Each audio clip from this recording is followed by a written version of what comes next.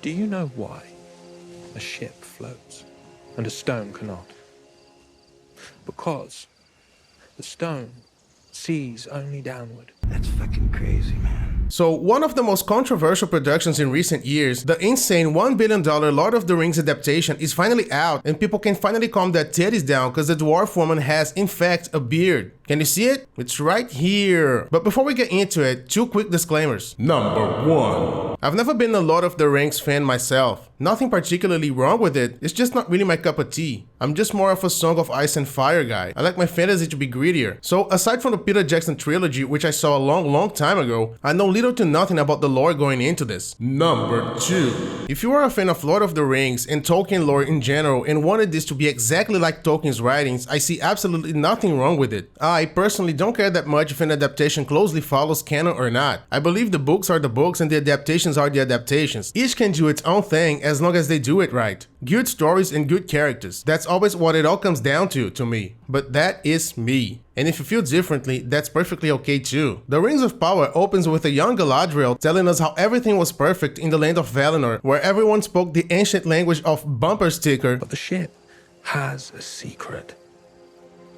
For unlike the stone, her gaze is not downward but up. How long can living flesh endure where even sunlight fears to tread? This place is so evil, our torches give off no warmth. Fucking crazy, man. Seriously, this shit is bad. Before Morgoth rose to power and the elves were eventually forced to leave Valinor and fight Morgoth's armies in Middle-earth, and how her brother died on the hands of Sauron, and how she took over her brother's mission that was to find and destroy Sauron. Galadriel then seeks the Dark Lord for centuries to no avail, until her party decides enough is enough and refuse to continue following her in her quest. They then return to Lindon, capital of the High Elves, where Gil-galad and Elrond commend the elves for their efforts and say they earned their return to Valinor. But Galadriel is reluctant to do so because she believes Sauron's still out there, as she states every 5 fucking minutes. Aside from this story, we have Arondir, Bronwyn, and Theo, an elf and a human mother and son family who find evidence of the black stuff?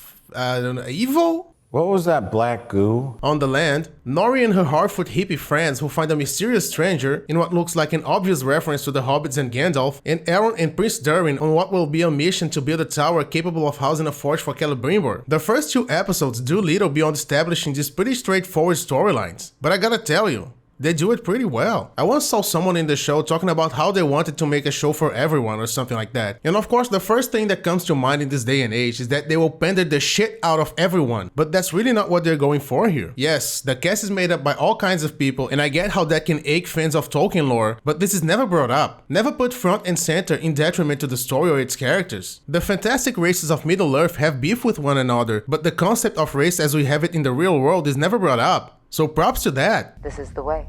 This is the way. This is the way. And the fact that the pandering is not what any of this is about, at least not yet, makes me really confused when I think about how it was marketed with that super fans video and all. But that's not what we're here to talk about. I really like how they managed to take a bunch of storylines with very different people in very different places and very different realities seem unique without it feeling disjointed. They managed to give them all their own tone, look, and dialogue and still make them feel like they belong in the same world. We have star-crossed lovers in a kind of a horror story, an unlikely hero from what looks like a children's folktale, a fun odd couple, and the classic no one believes me hero. The tropes are all clearly there, but they're really well done, or at least really well introduced up until this point. Except for Galadriel. Galadriel. Yeah, that's what I said, Galadriel. Galadriel. Galadriel. Galadriel. Galadriel. Galadriel. Right from the beginning, there's a problem with Galadriel. The dialogue from the prologue is straight out of satire. It is really fucking bad. I mean, goddamn, one of the first lines on the show straight up talks about a place where the sun don't shine. $1 billion and nobody read this out loud? Then Galadriel, every time she speaks, she sounds like Bono or something. You know, someone who thinks they're the deepest person on the planet. Everything has this whispery quality to it, and the deep looks. What's with the looks? It waits. And in the moment of our complacency, When she's speaking to Elrond in the hall with all the statues, the faces she makes kept reminding me of Saint Maud, and I was waiting for her to Caesar the motherfucker right in the neck.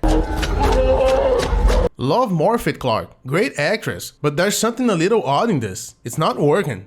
I think it gets a little better on episode 2, but episode 1 is just jarring. Then there is the problem with her storyline. Everyone else's storyline is simple, relatable, or familiar enough for us to feel the characters and understand them. Galadriel's storyline up until this point is basically she going around telling everybody like it is the absolute truth and like everybody else is crazy for not believing her, something nobody else has any evidence of or even believes in. You know, like a crazy tinfoil hat person. As for us, the audience, sure, we have the montage. It is very nice and all, aside from the dialogue. But I don't think it is enough. Her motivation relies solely on the fact that her brother died on a war and she saw a symbol on his body. This then led her to seek Sauron for centuries, and even though she never ever saw any evidence of Sauron's existence besides that mark, she's still sure he's around and is hellbent in finding him. Why? And while this would normally be a major disaster, you know, the weakest link in your show being your main character's storyline, at least for now, all these stories feel separate enough for me to have liked the show overall.